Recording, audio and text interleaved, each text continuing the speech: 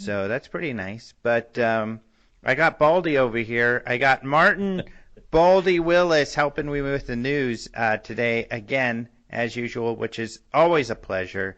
Hey there, how you doing? Hey, Hey. I'm here. I'm bald and I'm cold even in warm weather. And just to remind people, you didn't go bald to be cool. I mean, that has been, it sounds like a positive kind of consequence, unexpected, from why you did go bald. Yeah, well, so far for kids with cancer, and people are still donating. It's up to $1,243 just All to right. shave my head. I can't believe it. Uh-huh. And then you're feeling good. You're feeling cool and everything, now that you've done it, right? That's true, except, my son the other day looked at me and he said, nah. Great. So not everybody's in, Yeah. I don't know. So have you decided, are you going to grow it back or not? I think I'm going to grow like some of it back. I'm going to be like one of these half bald, half, Stubby? I think I'm going to try the very short shaved hair, but not bald. Huh, interesting. Not the cue ball. Yeah. That's too, that might lead me down the path of trouble, crime, so. That's that's making a generalizations, and there are bald people in the audience, some of which I know of, who are going to think that you're insinuating that just because they're bald, they're criminals. No, it's just when my head is bald, I think criminal thoughts. That's all. Criminal mind. Yeah. That's funny. Well, interesting. Yeah, you feel like a bad mofo strutting around. That's right. Yeah, looking for flying saucers that are easy to steal, like the one out in Roswell. Yeah. Yeah, or aliens who are looking for trouble, start some trouble. That's right. Hey, you looking at me, alien? Yeah. You, the little gray fella. You looking at me? Yeah. Cool. You got a problem, Mr. Alien. All right. Well, actually, let's. How about we talk some UFO news? Well, let me tell you who my guest is, who I'm really excited about. My guest is Robert Hastings. I'm a huge fan of Robert Hastings. I mean, I haven't been able to get him to speak at the UFO Congress, and to be honest, and the reason why is because he speaks at universities. He takes what he does very seriously, and it's good that he does because that makes his work so very important. But he investigates UFOs and nukes, and he deals with retired military witnesses. To him, his credibility is paramount, and I'm sure that's why he's been able to get so many high-level witnesses like he has. And he's just recently released a documentary that everyone should go see because I think this is one of the most important films ever in this field. And you could go to Vimeo and watch it for $5 or download it or buy it so you have it forever for $10. And it is money well spent. There's no doubt whatsoever that it's money well spent because these are some people you've never heard of before, never seen before, but these are military witnesses saying they worked at nuclear facilities and they saw UFOs, and often these UFOs somehow interacted with the nuclear warheads, and sometimes, well, we'll talk to Robert about that. But I'm really excited, happy to have him on the show again, and his documentary is very good. Yeah, interesting. Yeah, he's a real solid guy. And someone contacted me, we can talk off air, that said they have new information, documents. So I'll pass that along to you in regards to one of the nuclear bases. Oh, interesting. Yeah. Okay. Yeah. I mean, I don't know if it's true or not, but it's worth looking into. Yeah. So we'll talk to Robert in just a few minutes. Very excited about that. Before that, there's a lot of great news in the news, UFO news, and I want to hear, what do you think? What do you got your eyes on these days? What's the UFO news you want to talk about? Well, you know how I like retro stuff, so I like these old cases that Roger Marsh is writing about, these old MUFON cases, because some of them are really, I don't know how far he digs to find these stories. But Yeah. another great one, because this one involves a beam of light into the witness vehicle, and I've heard that, and I'm sure you've heard that many times. This one happened back 1966 or 7. They couldn't quite remember. And this was in Kansas City. It was in Clearwater, Kansas City, which is just outside of Wichita. And they were driving through, and they noticed a black object hovering above the power lines along the train track. And the witness said that it had small windows and was lit up on the inside. And that's not the first time I've heard that either. So, pardon me, all 3 family members reacted about the same, wondering what the heck it was. And the object started to travel, and the direction of their car flew right over the car and hovered in front of the car, closest to the passenger side. So it must have been they must have been horrified. And here's a quote right here. My brother had either stopped the car or it stopped on its own, and there was a very bright yellow beam of light that was directed at the car and lit up the inside. We all sat very still, didn't move until I looked at my brother and said, "Don't just stare, just go." So the witness, they studied the object, and the beam went away, and there was, I guess, a little door that closed up where the beam must have been coming out of.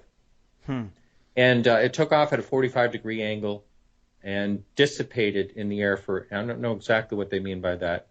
And then Probably meant disappeared, huh? Yeah, probably. It could be, yeah. Anyway, I thought it was a great story. And they called the Air Force, and they denied having any knowledge of anything like that. And this now woman, she's elderly, and she wanted an explanation. She wanted to talk about it. So, interesting case. Yeah, that is really interesting. I mean, we're so lucky to have Roger digging and posting these on Open Minds for us. Another one that he did that has created a little bit of controversy amongst people is this Australian witness videotapes triangle UFO. So we posted this. It's an interesting video. Everybody should take a look at it. The light does act kind of strange, but in the video, all you really see is a light in the sky. It's jiggling a little bit. This was originally taken at about 8 p.m. on July 15th in 2014. And the light is jiggling, but the person who got the video zoomed in, took some frames of the film and zoomed in and captured what looks like kind of a V shape of lights, a group of lights. Now, my argument was, well, when it's jiggling like that, one light can look like multiple lights because it'll, the effect of the camera, the video will do that. We see that all the time. But they've come back and argued that, okay, sure, that is an effect that does happen, but repeatedly in these pictures, you see a grouping of lights that look fairly similar in shape. Some people like Mark D'Antonio, photo analyst for MUFON, has jumped in and said he thinks it could be a kite because the lights are in that configuration. But it's pretty weird video, so people ought to check that out. But yeah, that's another interesting Roger Marsh story from this week. Wow, I got to say, there has to be a lot going on in Australia because, they have like 25 million people in the whole country, and it just seems like there's a lot of reports. There's a lot of interest in UFOs in Australia. Yeah. I would love to visit Australia. I keep seeing pictures because I'm like on Pinterest. It's mostly girls on Pinterest, I know. And then I do girly stuff because I post pictures of like interiors, because I do real estate on the side. So I do kitchens and stuff like that. And I also post animals and just like I'm in there with the girls like, oh, that's so cute. Look at this cute puppy. So, but I'm also looking at pictures from, trips and stuff like that because I like to post mine. And man, there's some beautiful places in Australia. Who goes out there a lot and does UFO talks is Ben Hansen. Yeah, that's right. He was there for almost a month, wasn't he, this year? Yeah, so he's really tapped into this fascination that Australian people have with UFOs, and so he does these tours doing UFO talks out there. I think, and recently, periodically, once in a while, he takes Travis Walton out there with him, so he can talk to them. But Yeah, so that's pretty cool. You're right. They're really into it. But and I think you do too, probably. We have Australian listeners. So, yeah, Huge that amount. a lot going Yeah. on out there. Yeah, they're like the second or third largest country, according to Google Analytics, at least on my website every month, Awesome. which is amazing for such Yeah. a small, small amount of people. Yep. Love Australia. In fact, my boss is going to be there soon, the owner of Open Minds. He's Oh. on a Asian cruise right now, and it ends in Australia, and it's going to be ending in the next few days here, so he's going to be there soon. Wow. Yeah. Yeah, it's really a place I've always wanted to go. It's Yep. just that in New Zealand, just beautiful landscape Yeah. and interesting. And then the center part of Australia itself is pretty barren. But Yeah, that's what I I hear. think it's like 90 some odd percent of the population lives along the coast. Yeah, I can imagine. Looks like a beautiful coast. I have 3 more stories to talk about, so I guess we ought to move along. Gotta move. Yeah. Because I really want to mention these stories because I think they're really important. First of all, you talked about historical sightings. This is really cool. So we had Linda Zimmerman. She does talks on UFOs in New York, especially the Hudson Valley is what she specializes in. She's an author. She's actually like a chemist by profession, but she writes about paranormal topics. She was here last weekend, or the weekend before last, really, this being Monday, to speak at the local MUFON group, Arizona MUFON. So it was great to see her again, and her talk was really cool. And in order to study the Hudson Valley, she looked through tons of microfiche for newspapers. And when she talked in Phoenix, she brought some clippings from sightings in Phoenix. And what was interesting is some of these clippings were from March. Which, of course, if people know, the famous Phoenix Lights incident, probably the largest mass UFO sighting, happened on March 13, 1997. These news clippings were from 1909. Wow. Yeah, really cool. So she found some other ones from like 1917, I think, and 1918.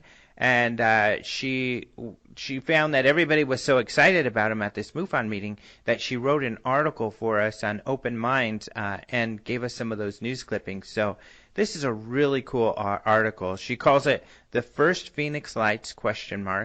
And it's on the site. So check that out. These really interesting sightings of strange lights, because of course the term UFO wasn't around back then. But from old newspapers from the turn of the century, essentially. Pretty cool stuff. Now, what did they try to, explain that these things were, or did they? They didn't know, essentially. And one of them, they felt that it was Venus. And, of course, what's his name? The skeptic, who's always kind of milling around. He's actually kind of a neat guy, but he's a skeptic. He just because one of the stories said it was probably Venus, he's like, they're all Venus. But yeah, one of them they felt it was Venus because they found Venus was in the area at the time, but not the rest of them. And another one were probably like lights shining. Oh no. They just couldn't discover most of them. They weren't sure. So they are really interesting. They called them things like will-o-wisp lights or strange lights. So, yeah, really cool stories. Yeah, great. I will be reading that. Yep. I really have interest in. The second to the last one I want to talk to you about is Hillary Clinton again, talking about UFOs. But what's interesting about this was in East Harlem. She sat down with a local morning show called Power 105 Breakfast Club. And Charlemagne the God, that's what he goes by, one of the DJs, asked her about, are you really going to release UFO information? And one of the other DJs kind of laughed. He said, no, she said she was going to. And he's like, okay, really?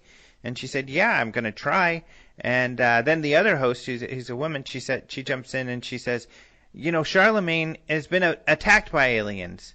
And she's like, what? And he's like, well, I've seen UFOs. And she said, no, you were attacked. And he said, well, I think I may have been abducted a couple times. So he thinks he's been abducted. So essentially she said what she's saying before, that she's going to try to release information, but if national security, she still says, if it's a national security issue and they don't let me release them, then I won't be able to, but I am going to look into it. But just kind of interesting that I think the aspect of this story that's interesting is that, this guy's believes he's an abductee asking her about UFOs. Wow. And are you saying that the co-host or whatever is the one that, told this person to talk about it? No, one of the co-hosts talked about it.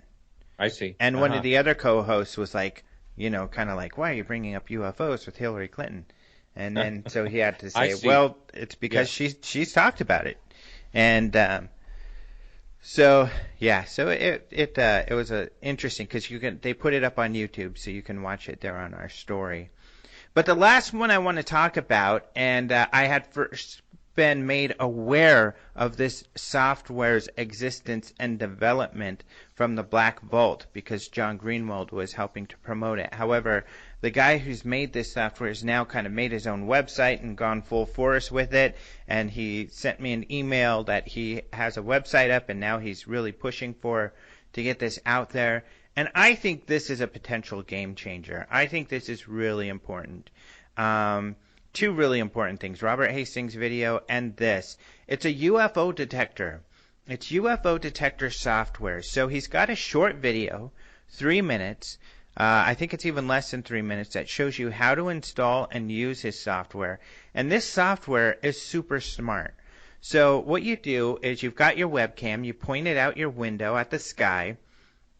Then you install this software. When you install this software, it brings up the view that your webcam sees. You can make a square in the sky of the section of the sky you want it to look at. So, if you've got trees and the tops of houses, you don't want it to look at that stuff. You want it to watch the sky. So you make a square to make it watch the sky. So what it'll do is while you're gone, it'll monitor that area. If it detects any movement, it'll record that movement. And then it will analyze that movement. And if it notices, nope, that's a plane, it'll delete that video. And so it won't even take up your storage and everything. And it's smart enough to do that. And in fact, what it can learn. So what you do is you get home, you look through the videos that it's recorded, and let's say one of them is a bird. You tag it as something that's not something you want it to record, and it won't record similar shapes again. So wow. I think this is really cool. This guy's in the UK. There's a few people who have used it. What's really cool, too, is astronomical, like objects it'll capture, too. So they've got a really cool video of like a shooting star, a meteorite. So I'm sure people will be able to catch lots of those. I mean, for that alone, the software is worth setting up.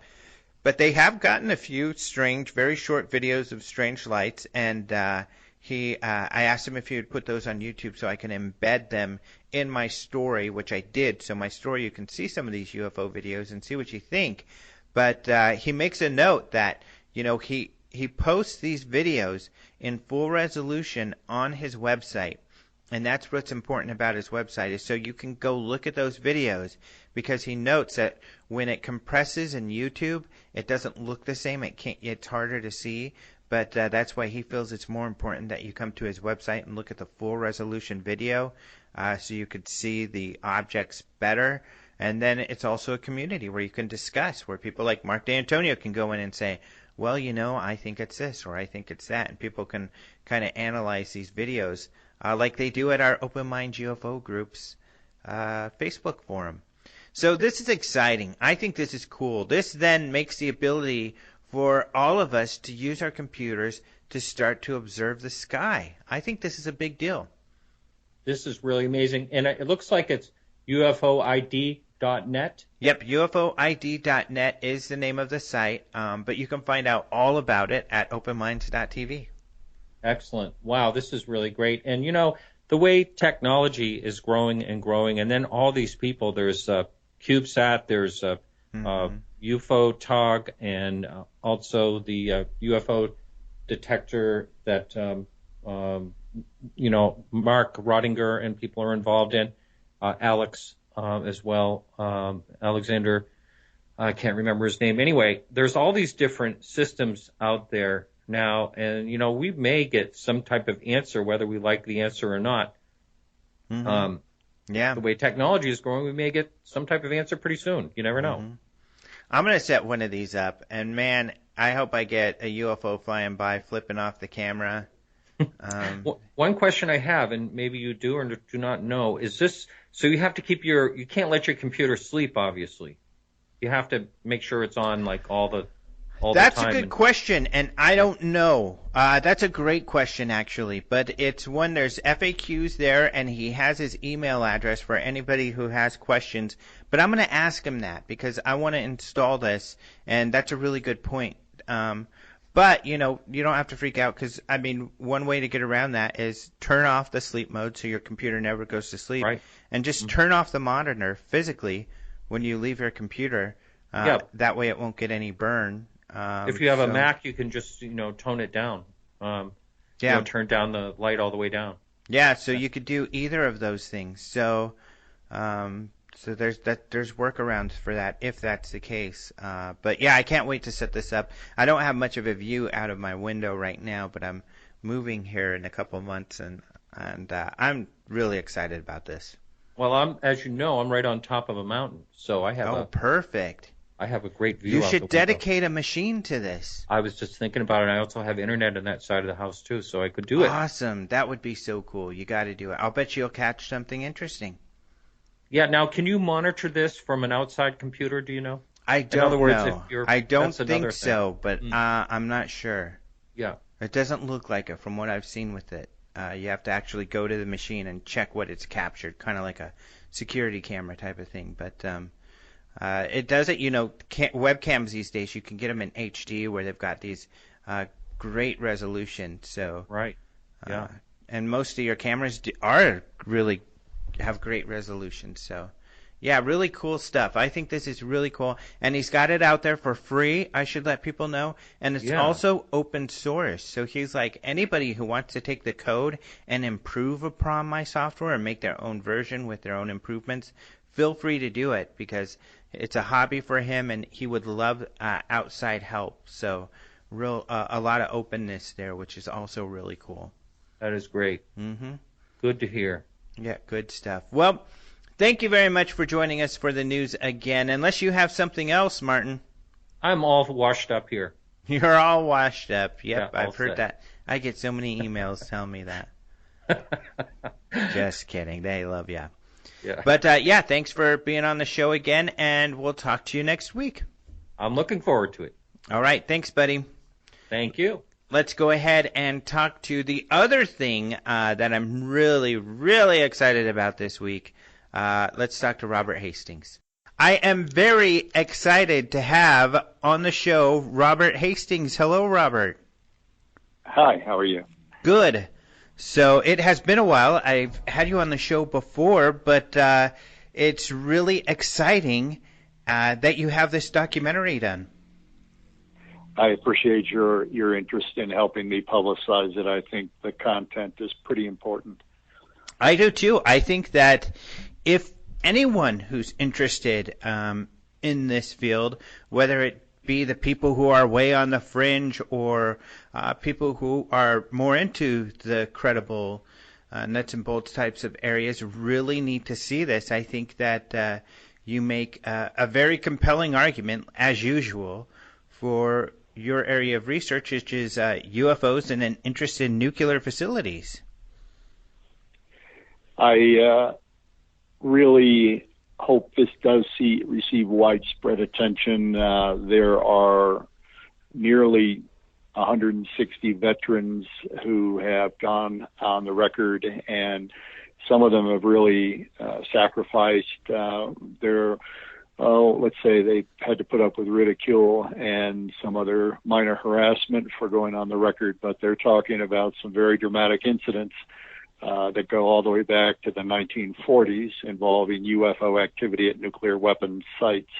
When you consider how powerful these weapons are, how pervasively they impacted the era of the Cold War, and even today, we and the Russians have enough weapons to take out civilization. The implications of what these gentlemen are revealing in my video is stunning. I mean, it's quite important and impacts all of us in a fundamental way. Mm-hmm. And right now, as relations between the United States and the West and Russia deteriorate, it seems, it's kind of even more pertinent, and it's a scary moment right now, I think, and getting a bit scarier. I think that's right. And I make the point in my book, UFOs and Nukes, was published in '08 and available at my website, ufohastings.com. But even back in 2008, when things looked a little rosier between us and Russia, I was saying, we still have these weapons.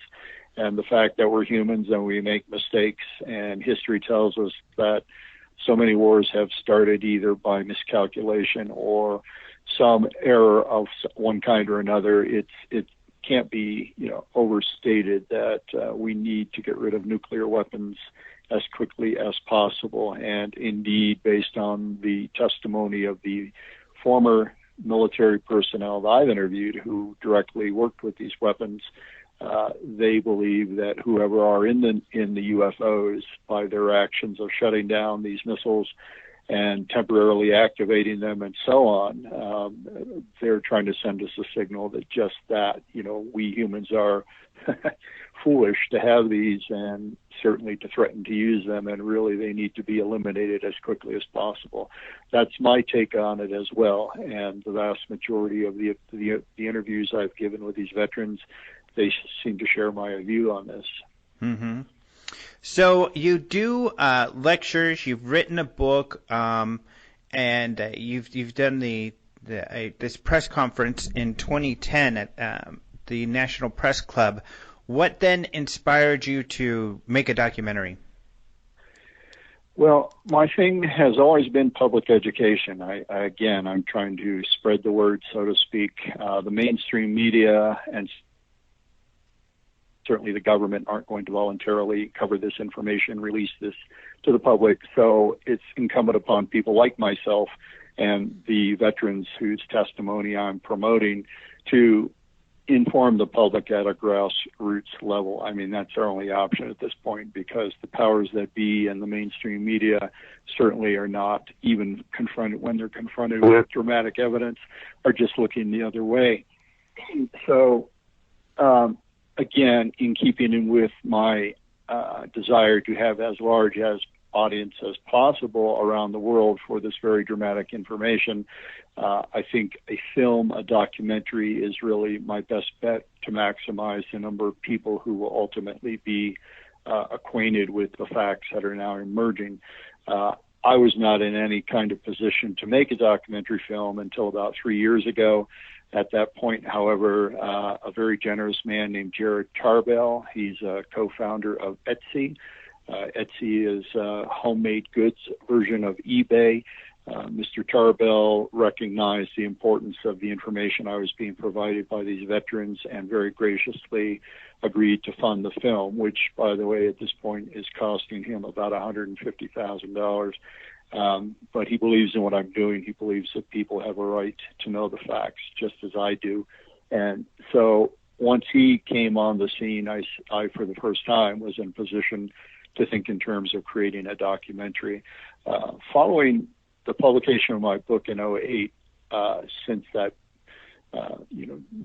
time frame until about 2 years ago, I was approached by no less than 13 different television production groups asking me to participate in their documentary, quote-unquote documentary, on UFOs. And I declined in every case because I would have no control over how my data was presented. I have a very low opinion of television's treatment of UFOs these days.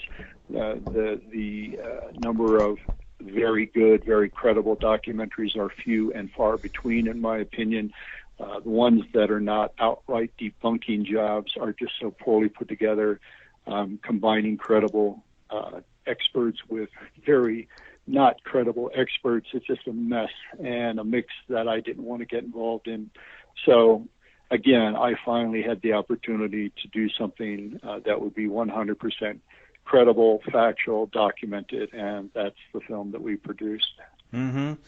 That's what gets me. Now, I agree with you when it comes to the television these days in this arena. In fact, you CC'd me at least on one or two of the emails responses to the television companies, and you had some pretty strong words for them, but I felt exactly like I felt you were completely accurate, that everything you said was fair, and because lo and behold, you are telling them that it's wrong for them to use the information in the way that they do by taking this credible, careful work, rigorous work often, and then adding all of this fantasy and this fiction to it. And lo and behold, when you would tell them no, they would go ahead and, of course, do what you knew they would do and just make stuff up, essentially. I think we all need to remember that television producers and networks, they're in it for the money. They don't give a shit about the importance of the material that persons such as myself and other credible researchers have put out there. They just know that this is a publicly viable topic. They can sell UFOs no matter what the content of the programs are. So year after year, the people in control are putting out these very marginal, very questionable, hit or miss kinds of programming.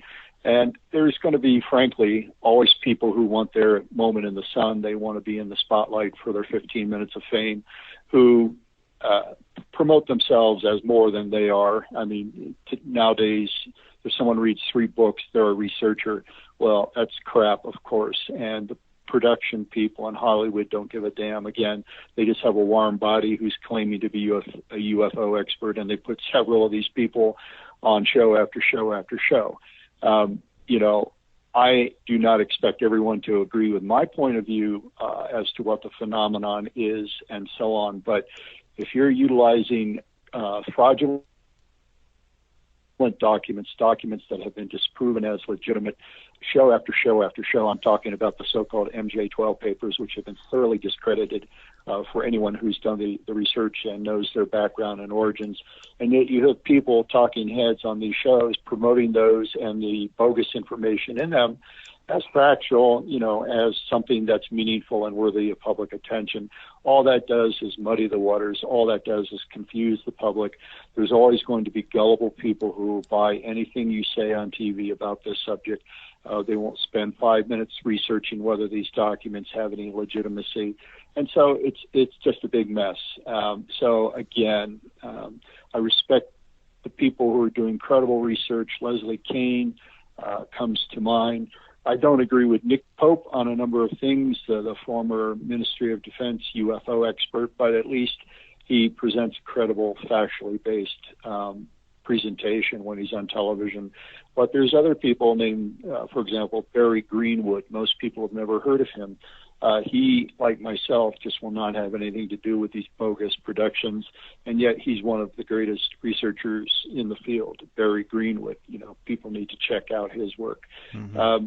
So it's frustrating. Again, I will have a smaller audience, at least initially, for my film. It's on Vimeo on demand.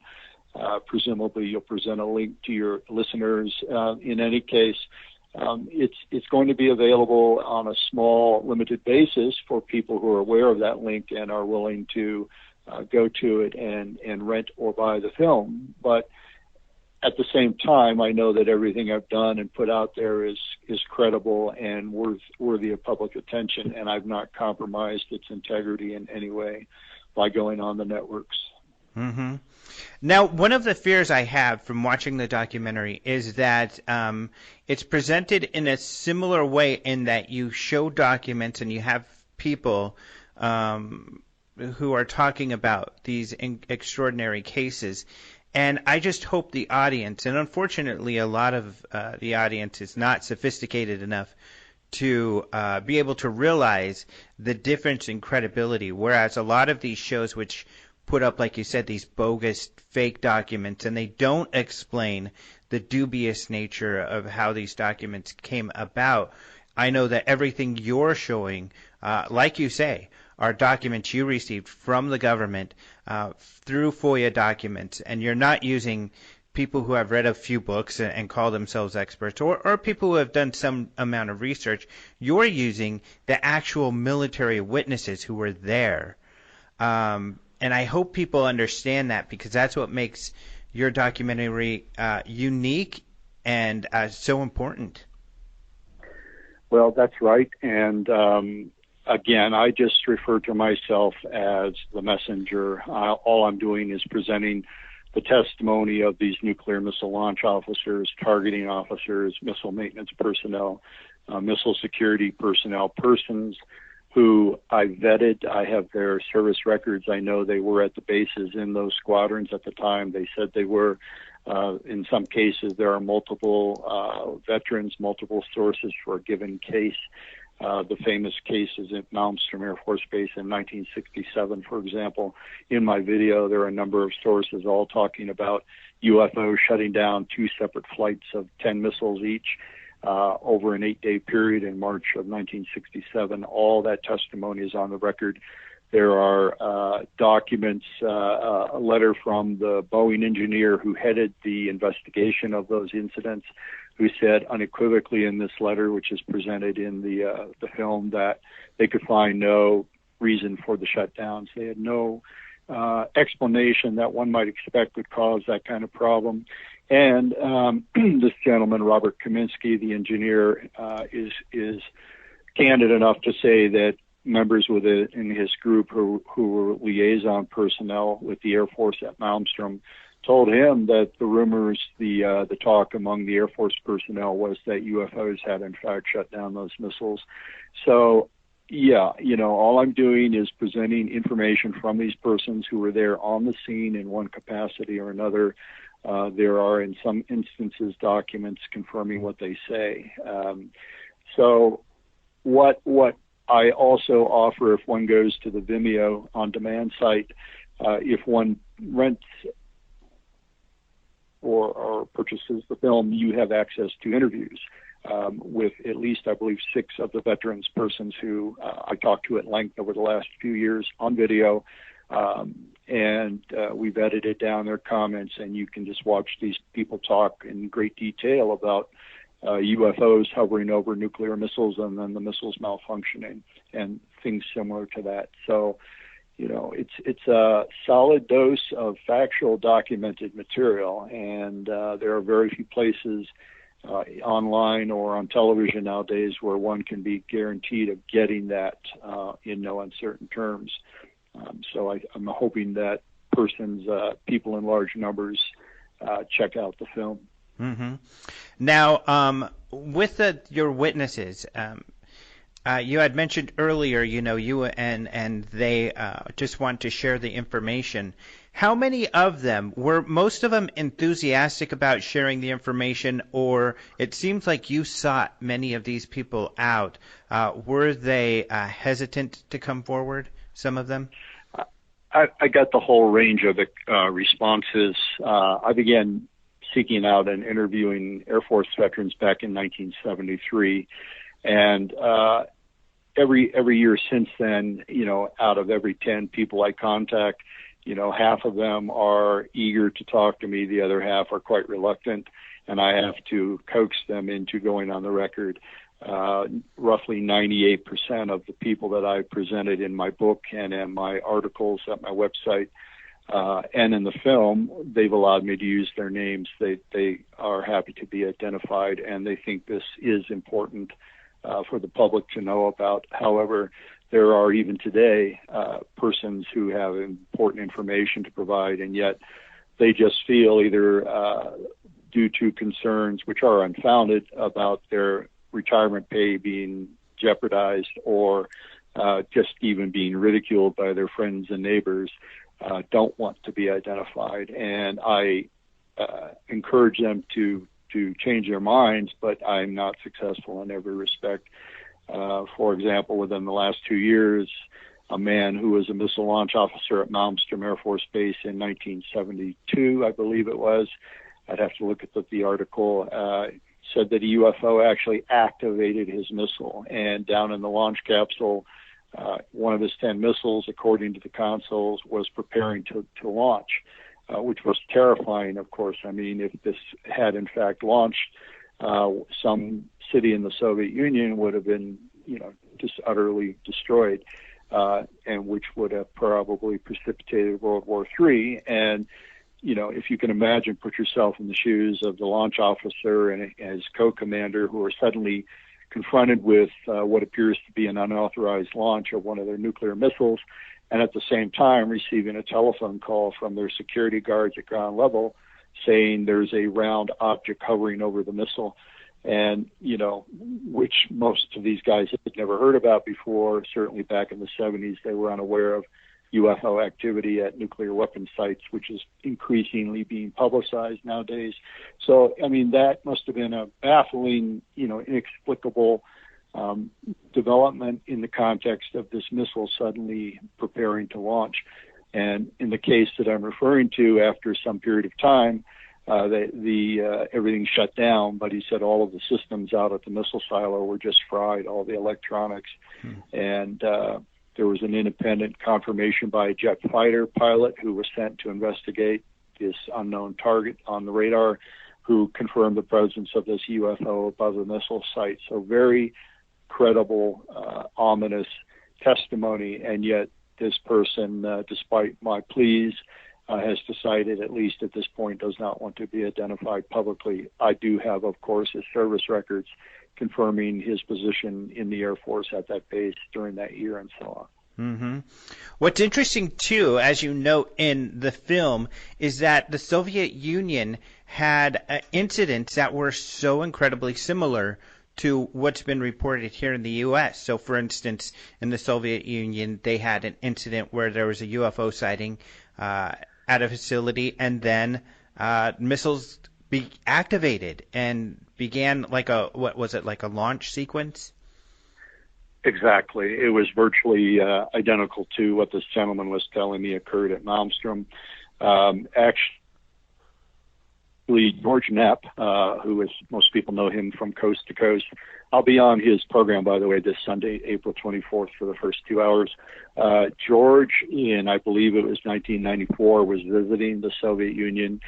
He had managed to get interviews with a number of former Soviet military personnel, including a colonel named Sokolov. His first name's escaping me at the moment. But anyway, Knapp, before he left Sokolov's apartment, was shown these documents that he didn't know what they really represented at the time, but they had top secret written on the first page of several of these multi-page documents. And amazingly, with the colonel's permission, George just removed the top page, which top secret was written on. None of the other pages had that at the top of the page. And he bravely, or foolishly, depending on your point of view, I certainly think it was brave of him to put those documents without that first page in each case, indicating their top secret status. He put them in his suitcase and walked out of the country with them. Once they were deciphered or translated, they were referring to, as you said, an incident in Soviet Ukraine in October of 1982, where a UFO apparently hovered over this missile base, and down in the launch capsule, some number of missiles suddenly went into launch mode, and for 15 seconds were preparing to launch. I mean, the people down in the capsule, the Soviet launch officers, were just utterly terrified. And yet, after 15 seconds, everything returned to normal, and there were subsequently, apparently, visits by technical personnel to the base and intelligence personnel to the base, telling, apparently someone on the base had attempted to shoot down the UFO with anti-aircraft weaponry, and there's now a testimony on the record to indicate that the troops on the base were told, if you see a UFO, do not fire on it, just stay calm. And so all of this is, slowly leaking out to the West. We're slowly learning that the kinds of problems that we had here at our missile sites, the Soviets experienced the same kind of incidents. So to me, this is very strong evidence that we have an outside third party possessing very advanced technology that throughout the Cold War era was periodically monitoring and even tampering with both American and Soviet missiles. For what reason, we can only guess. In my view, whoever are aboard the UFOs are attempting to admonish humankind, the nuclear powers, that using nuclear weapons is suicide in effect, and that these provocative actions are designed to make us think twice, so to speak. That, of course, is speculation on my part, but I think it's a plausible explanation for a scenario anyway for the available facts.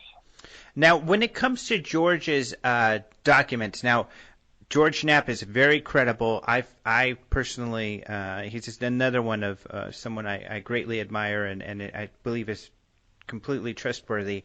However, I've also reported on the MJ-12 documents, so there's a lot of monkey business that can go on. How confident do you feel that those documents, Russian documents he snuck out, are 100% legitimate? I have no reason to believe that they're not. He actually, I mean, this story goes way back.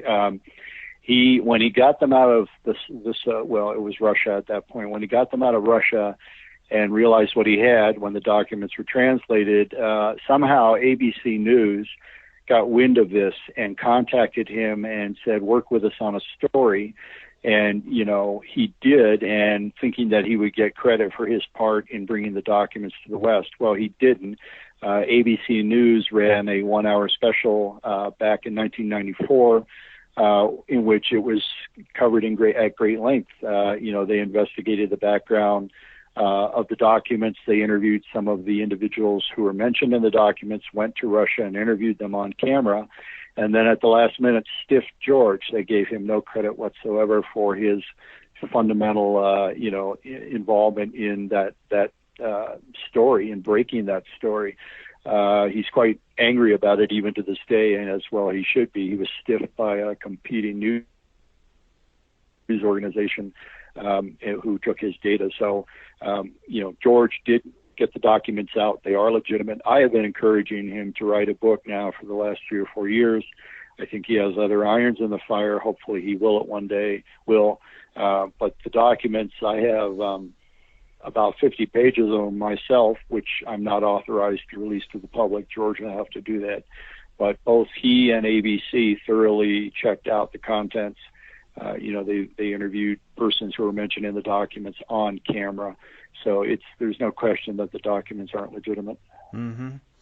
Now, in the documentary, I think it's interesting, going all the way back to the 40s, you talk about how the government or the military had began to notice these UFOs essentially around nuclear facilities and nuclear.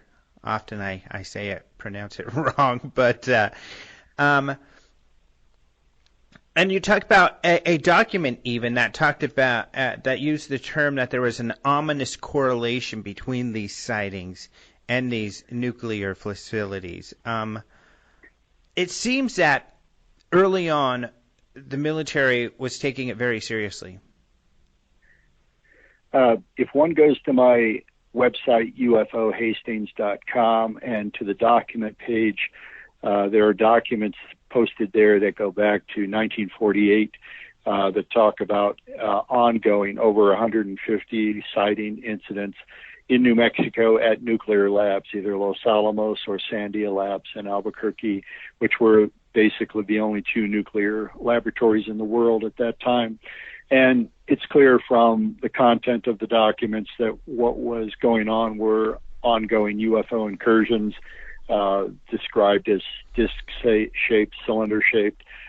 Some look like fireballs, but they were maneuvering and so on. Clearly, you've got, these are FBI documents that confirm that very early on in the nuclear age, our primary weapons laboratories were the focal point of ongoing UFO activity. There are other documents on that page that trace the history, basically going decade by decade, things that went on in the 50s, 60s, and 70s, from the Air Force, CIA, and FBI, all aware very much that this was real and ongoing, and that it was considered top secret. Unfortunately, from about 1980 onward, even though the Freedom of Information Act came into play in the mid-70s and began to be used with increasing frequency, the government agencies have just basically ignored legitimate requests through FOIA and denied the release of documents, even the existence of documents. I have, again, dozens and dozens of Air Force officers who were launch officers, targeting officers, and so forth, who say that at this base, at a given time frame, this UFO incident went on. And yet, back in the 80s, when I filed FOIA requests to try to find written confirmation, I got blanket denial after blanket denial of anything having occurred, even though these primary witnesses, these first-hand eyewitnesses, were saying, no, it went on, and, here's all the details. So the Air Force, in particular, the CIA, the FBI, they're stonewalling. I realized very early on that I wasn't going to have much success. No one would, getting documentation relating to these missile shutdowns and missile activations. So I've spent the last 4 decades concentrating on the witnesses, getting as many of them on the record as possible, and hoping that the weight of the evidence, the weight of their testimony, will sway public opinion as to this being real and ongoing. Mm-hmm. So then when the Air Force, of course, had their own UFO investigation and closed that in 1969, you had Quintanilla there saying that UFOs did not pose a threat, whereas these documents that you've referenced seem to contradict that. Do you believe that Quintanilla was unaware, not made aware of these incidents, or was lying? Quintanilla, Major, I believe at that point, Hector Quintanilla, was the last head of Blue Book. It's quite likely that he was not in the loop for the very sensitive incidents that went on at the missile sites. However, even as early as 1972, Dr. J. Allen Hynek, who was the civilian scientific consultant to Blue Book, wrote in his book, The UFO Experience, that he presented Quintanilla with one case at F.E. Warren Air Force Base in August of 1965, in which it was clear that both radar tracking and multiple witness testimony confirmed the presence of UFOs over the missile sites. And Quintanilla, according to Hynek, just dismissively waved his hand and said those were twinkling stars, even though they were tracked on radar and were low enough to the ground that people could see they were disc-shaped and so on. The documents that relate to those incidents are mentioned in my film. They're now in the public domain. They're up at my website. So he clearly was in deep denial. Quintanilla was in deep denial, or was intentionally attempting to cover up, or, as I said, in many cases was probably not even in the loop for the very sensitive cases that occurred, even though Blue Book was supposedly the premier investigation. We now know from a memo written by a General Carol Bolander in October 1969, roughly the same time that Blue Book closed down. You have General Bolander in this memorandum, which is now available online. Anyone can review the Bolander memo. He says in black and white that UFO sightings affecting national security were not a part of the Blue Book system, quote unquote. And so the Air Force basically played this sleight of hand, this game whereby they had great public fanfare. The media picked up on it and just slavishly carried the story as it was presented to them by the Pentagon, purporting that all Air Force interest in UFOs, rather, was at an end with the end of Blue Book. Meanwhile, behind the scenes, General Bolander is circulating this memo to all Air Force commands saying, yeah, Blue Book's closing, but cases that affect national security, UFO incidents, are still to be reported through existing channels, and describes those channels in the memo. So it was one big con game on the American people to try to get them off the backs of the militaries, to make them believe that military interest in UFOs had gone away with the closure of Blue Book. It was a very, very successful con game. And even today, you have people who are unaware about all of this background citing Blue Book's conclusions and its closure as being the final word on UFOs as far as the military, and it's certainly not. It's anything but that. Mm-hmm. So given, like I mentioned earlier, the dubious, background when it comes to the MJ12 files, and you and I both, a feeling that there was no such organization. However, like you said, there was another channel for these national security cases to go to. Where are they? Where have they gone? Do you believe there is some sort of task force, or is it perhaps a foreign technology division that is tasked with analyzing this data? The people who interviewed, which is to say debriefed the missile personnel that I've talked to over the years, they almost always say they were interviewed by OSI, Office of Special Investigations agents. That's an Air Force counterintelligence group. Those files are the ones I was attempting to get on a case-by-case basis in the early 80s, and OSI headquarters just told me point blank that no such documents existed, even though officer after officer was telling me, retired officers were telling me we were, the gentleman who interviewed us and swore us to secrecy, made us sign these non-disclosure statements, was an OSI agent. They say that in case after case after case. So that certainly is one repository of files.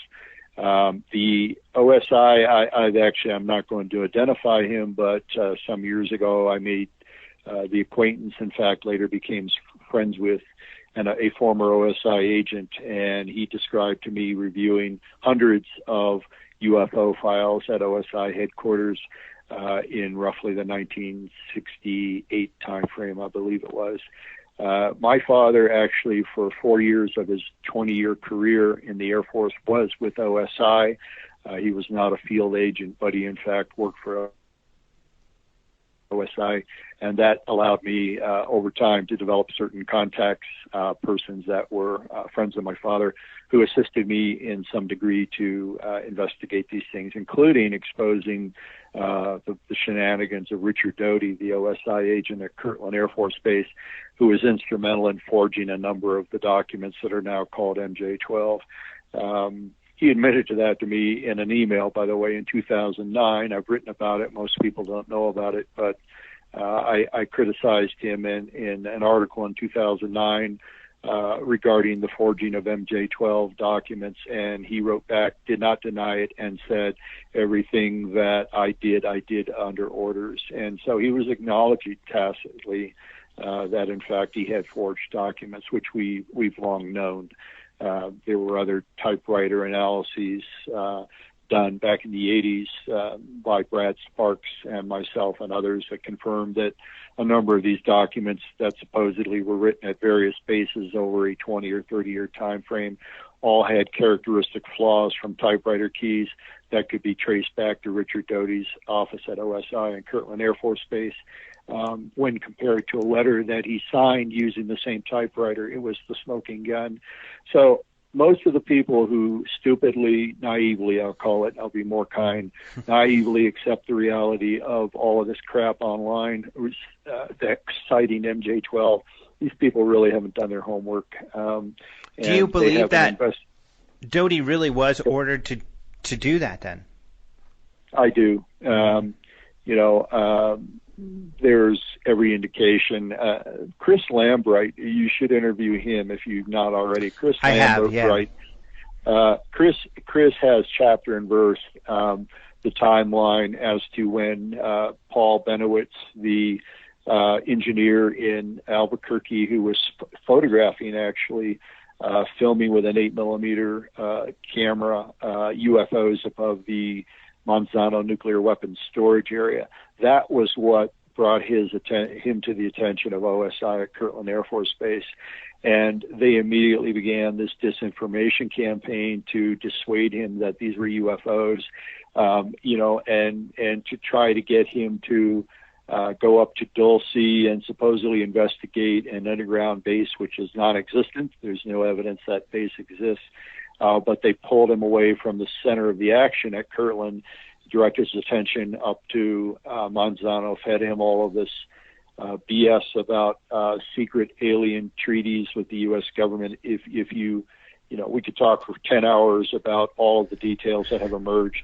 And Linda Moulton Howe, for whatever work she's done on cattle mutilations, which is valid work, she, because of her naivete, was thoroughly suckered by Doty and another discredited researcher named Bill Moore. And between Bill Moore and Richard Doty, they just played rope-a-dope with Linda Howe and Paul Benowitz, fed them all kinds of nonsense that they themselves then spread to the larger world. I mean, we're still 30 years later hearing about crap that was written, forged documents that were typed up by Doty, or Bill Moore has had a hand in forging documents. So, that stuff just irritates the hell out of me. There's so many good, credible, valid leads that need to be investigated, and the people that Linda Howe foisted on the world are still laughing their asses off because they did such a successful job with starting all of this disinformation and folklore at this point. So, and that's what's interesting about what you're getting at, is that the OSI, the same organization who seems to be doing the real research on UFOs and collecting this data, is also the organization that released all of this hoaxed information that has created this giant UFO conspiracy mythology that persists to this day, even though most of the people who subscribe to this mythology don't know the history of where this came from, which is my compulsion to always be writing about Doty and those affairs as well. I mean, all of that is true. And I've come to the conclusion, having been in this field for 40 years, I mean, I started interviewing people in 1973, some number of people, unfortunately, a large number of people, just want to hear spooky stories around a campfire. That's what they're in this for. The scarier, the better. Whether it has any factual underpinnings or not, they don't care. They just want a scary ghost story, and that's fine. But when you repeat those non-valid, non-documented ghost stories online, and the stories take a life of their own, and further pollute the waters, then it's just very frustrating for those of us that are attempting to get to the bottom of what the UFO phenomenon is and what the government knows about it. The public, in a lot of ways, either through the skepticism of a large number of people who refuse to even look at the subject, or on the other hand, the very gullible, over-enthusiastic people that just babble on about every foolish story that comes across their computer screen. All of these people are just compounding the problem and doing the government's work for them, frankly, to keep us all in the dark. All of the people that are blogging about this, that, and the other online, things that they've never studied, they've never researched, they know nothing about. Every time they pass on a rumor or something that has no credible basis, like MJ-12 or things of that nature, they're doing the government's work for them. So when it comes to being in the dark, though, my question is, what do you feel? Do you think the OSI knows much? So, for instance, what I mean by that is we do have a lot of government documents in interactions with UFOs where even in these nuclear facilities, like you've noted, where they will dispatch jets. They'll chase the object, but the object essentially outmaneuvers the jets. And so we're kind of at a loss. They outmaneuver us. Even if you look at with George Knapp's book about Skinwalker Ranch, they outsmarted the scientists, whatever third party there was, outsmarted the scientists. OSI, do you think they've been able to do much more than collect much more information than is out in the public? Do you think they've been able to figure anything out? My understanding, based on the interaction I've had with a few insiders, as well as the missile veterans who have said that OSI was the group that debriefed them and so on. My sense of it, and I could be wrong, is that they essentially are a collection agency. They're not doing scientific analysis. They're kicking it upstairs. The Defense Intelligence Agency's Defense Intelligence Agency, DIA, I know, gets copies of OSI reports on UFO activity. That's been confirmed to me by more than one inside source.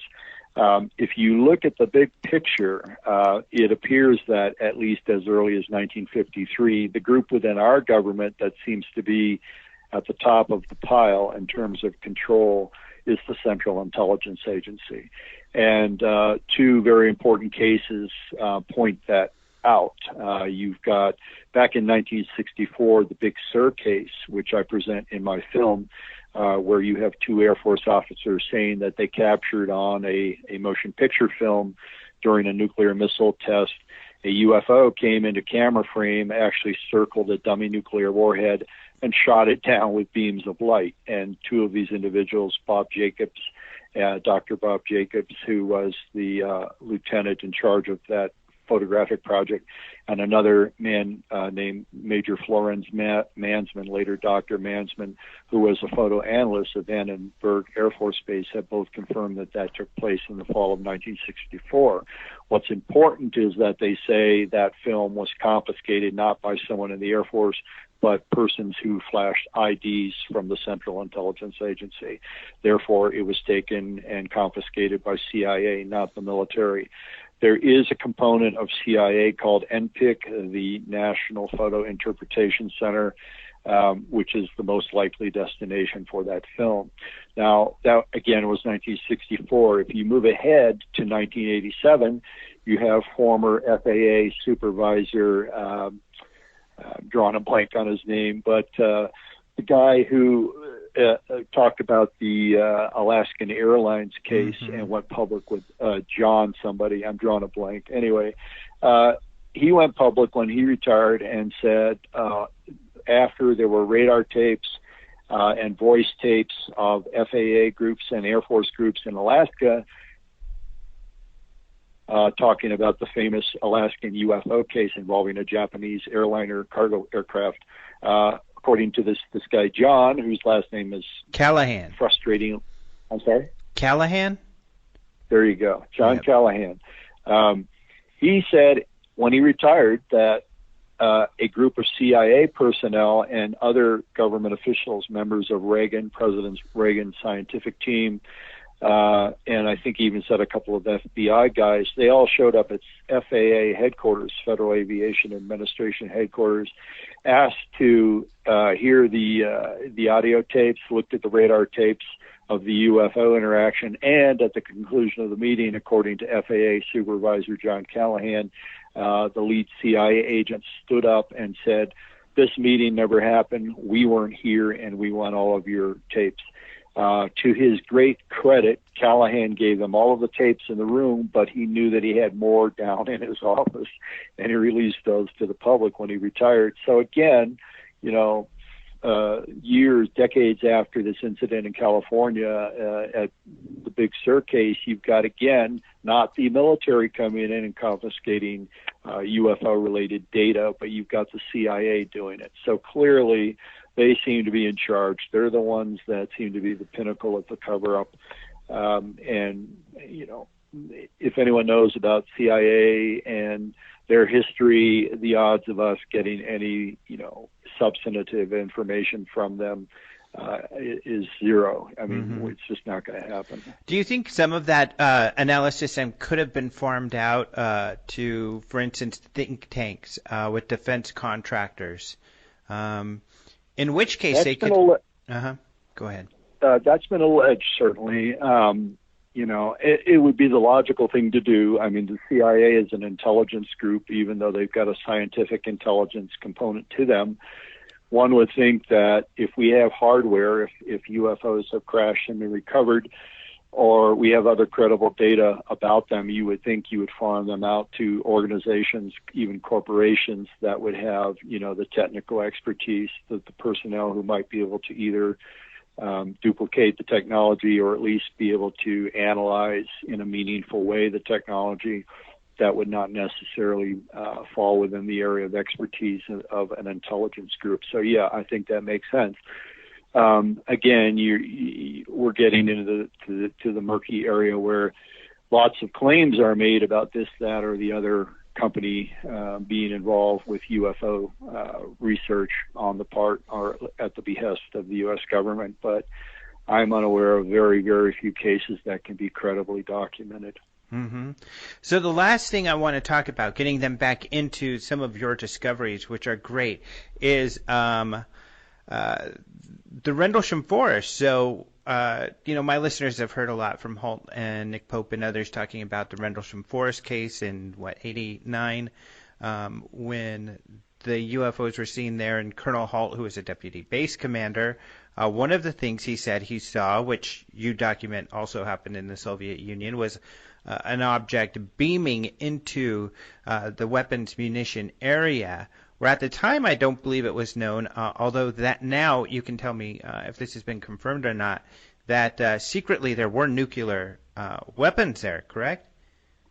The weapons storage area at the RAF Bentwaters Base, which was leased by the U.S. Air Force, it was, according to several of my military sources, including a high-level NATO nuclear weapons security specialist, retired Air Force colonel. I won't identify him. He told me, as did these other people, it was the largest nuclear bomb depot, tactical bomb depot in Western Europe. If it had missiles there, cruise missiles for bombers, that's not yet been confirmed, but I know it had nuclear bombs, battlefield nukes, tactical nukes that were to be flown by F-16s, actually, into Europe if the Soviets had invaded Europe, and they would be augmenting our forces on the battlefield. So that's what the RAF Bentwaters nuclear weapons storage area had within it. And this same colonel, who again was very high level in NATO's nuclear weapons security apparatus, told me in approximately 1994 that after the UFO hovered over that facility and sent down laser-like beams of light, I was told by this colonel that 2 bombs were selected from one of the bunkers and flown aboard a C-5A aircraft to Kirtland Air Force Base, the nuclear weapons analysis laboratory they have there. He claims to have seen the files relating to the transfer of the weapons. He couldn't tell me why these 2 particular bombs were selected. Maybe they had visible damage to them from the beam. He didn't know one way or the other. When I asked him what the results were of the analysis at the lab, he said he was not privy to that information. He did not have a report as to what, if any, damage was found in these bombs. The other thing that's presented in my film that is of great importance is the testimony for the first time anywhere of the 2 U.S. Air Force air traffic controllers who were at the Bentwaters Air Traffic Control Tower the night that Colonel Holt was in the woods. Back in about 2006 or 7, it occurred to me that I had never read any testimony from the air traffic controllers in any of the literature or articles or anything I've seen online. And so I sought them out, identified them, located them, and got both of these guys, Ike Barker and Jim Carey, to go on the record. And at first I had them on audio tape, and then in 2012 I got them on videotape. It's the videotaped interviews that appear in the film, of course. And what they say in no uncertain terms is that they tracked a bona fide UFO the night that Colonel Holt was in the woods. It crossed their radar scope, which had a 120-mile diameter. It crossed it in less than 2 sweeps, which would have been approximately 8 seconds. And it then hovered outside their window of the air traffic control tower. They could see it hovering some distance away above a water tower on the base. And Ike Barker said that it looked like a basketball. It was an orange sphere. It had windows around its equator, its center, that seemed to be portholes with a yellowish-orange light emanating from the portholes. And after this object hovered for a few seconds, it then reversed its course, and on the way out of the area made a sharp angled 90-degree turn. And Jim Carrey talks on camera about, he just said, that can't be one of ours. And so what you have for the first time, despite years and years of all these, foolish, skeptical explanations about Halt and his team seeing a lighthouse beam, you've got finally the two controllers who tracked the UFO on radar going on the record and saying this is what took place. So, I'm sure the diehard skeptics will somehow try to punch holes in these guys' story because they can't bring themselves to admit they've been wrong. But this, for the first time, proves that you had bona fide UFOs flying around Bentwaters on the night that Halt was in the woods. Their descriptions are just amazing, and it's great that you have two people. It's not just one guy by himself. It's two of these guys who were there together witnessing the same thing. That makes that especially remarkable.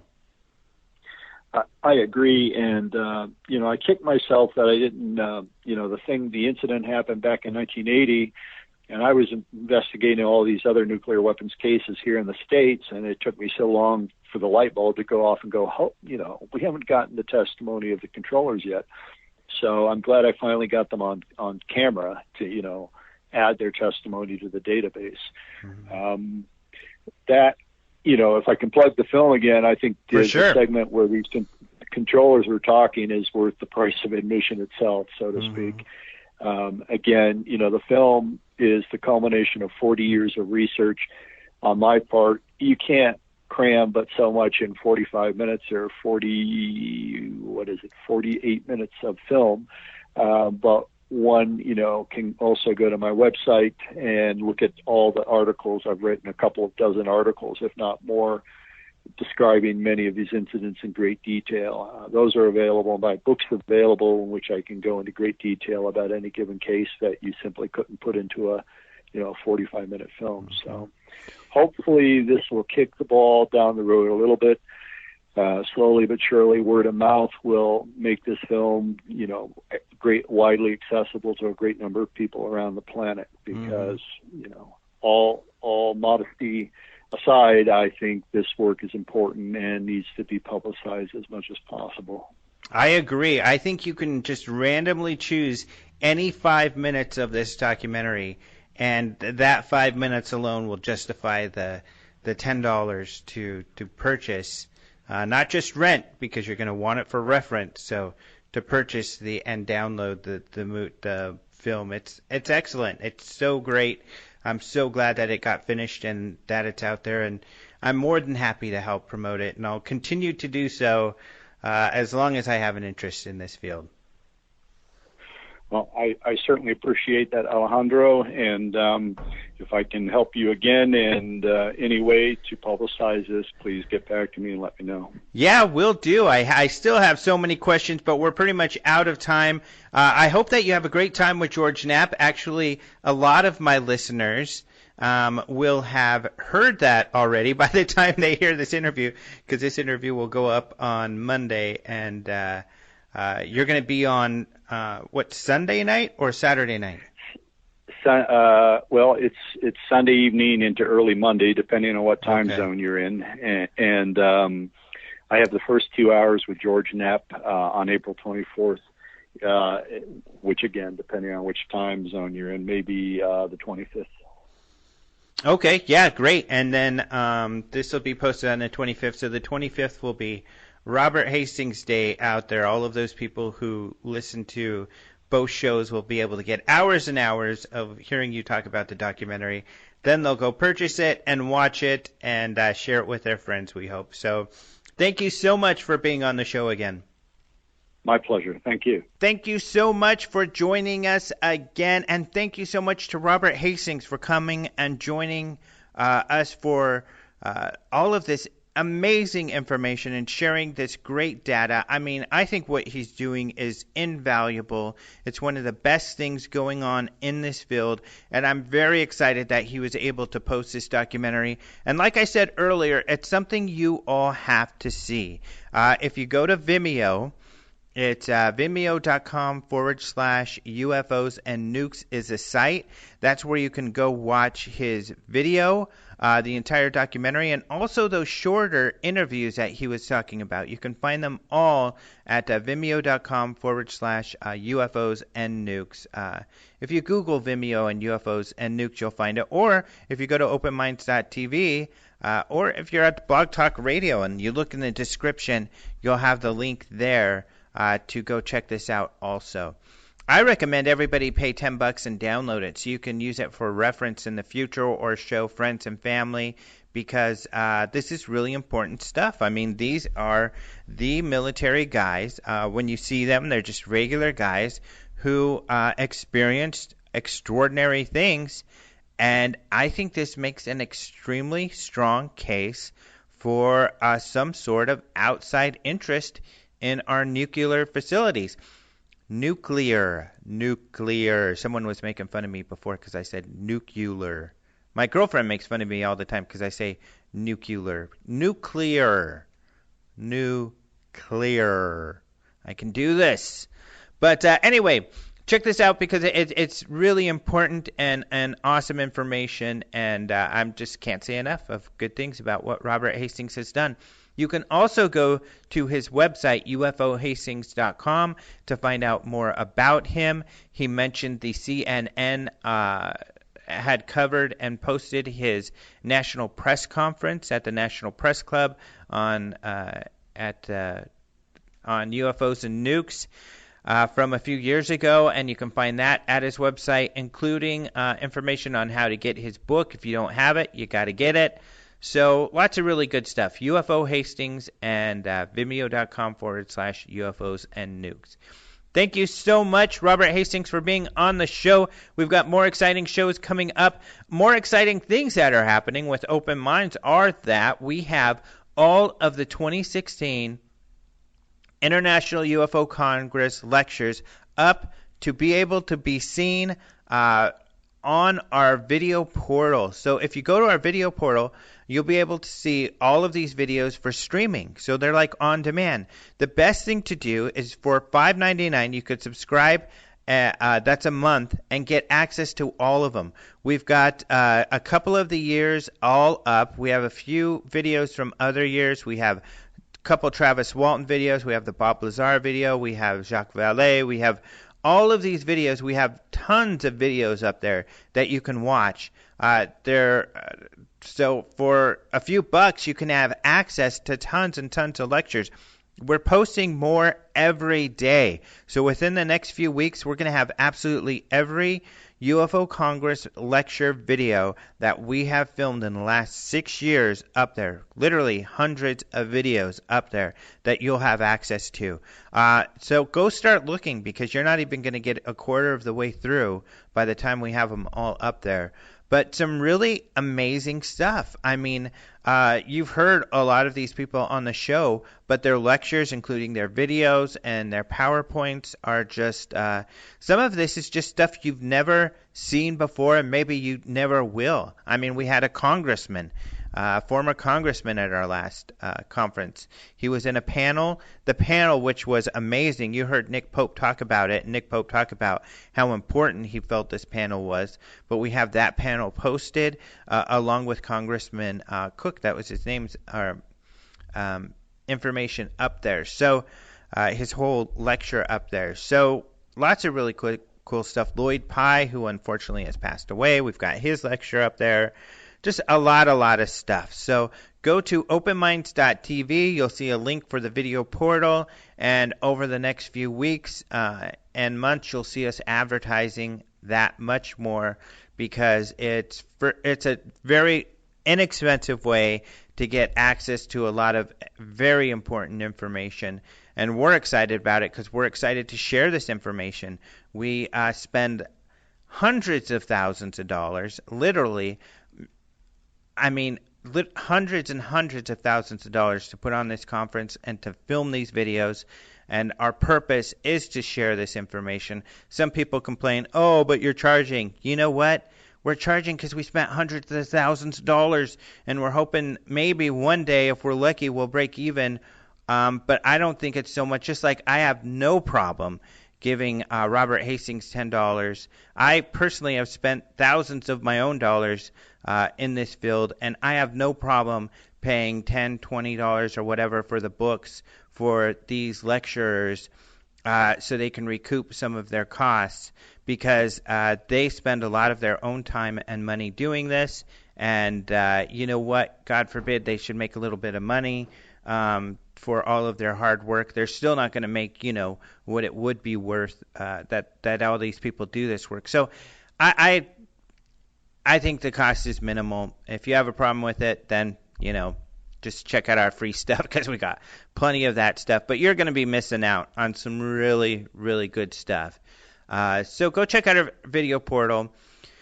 And other than that, we have a new UFO report up. Also, if you don't subscribe to our newsletter, you should, because we update you on all of this stuff that's going on, including YouTube videos of UFO photos from our archives. So check that out. So Michael Klein, our video guy, is going into our photo archives. If you had the Open Minds magazine, you're familiar. We used to print these in our magazine, but he's going and making videos that give you some information about these sightings as well. So you can check that out on our YouTube channel.